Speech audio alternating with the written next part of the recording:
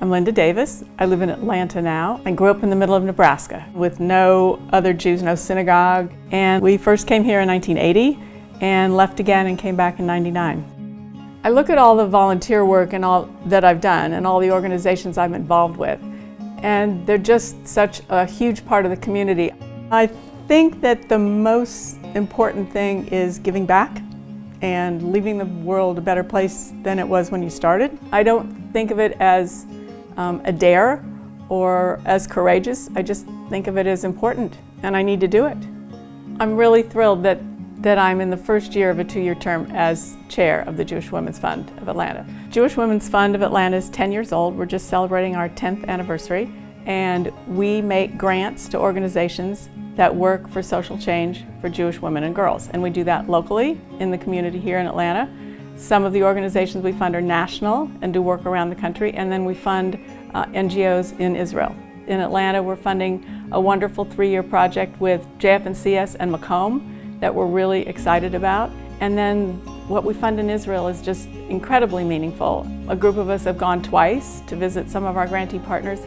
I absolutely admire the work that the Center for Women's Justice does in Israel, and also We Power. And We Power it trains women to run for office.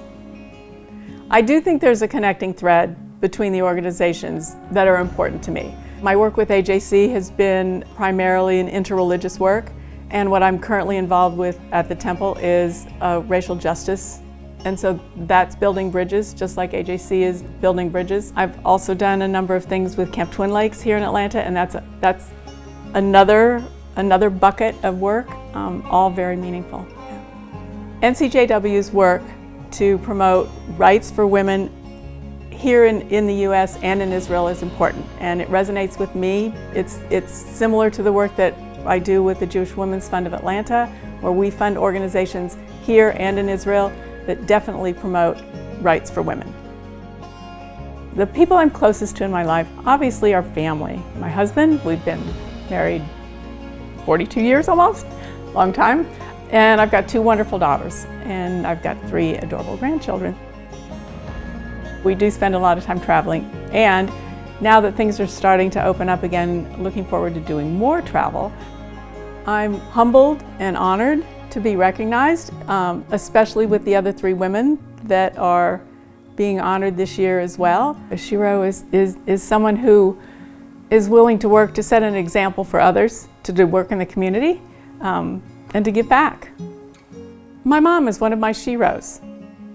She raised 3 daughters in the middle of Nebraska without a Jewish support community, and she also set the example for me of how to give back to the community and how to do that in a meaningful way.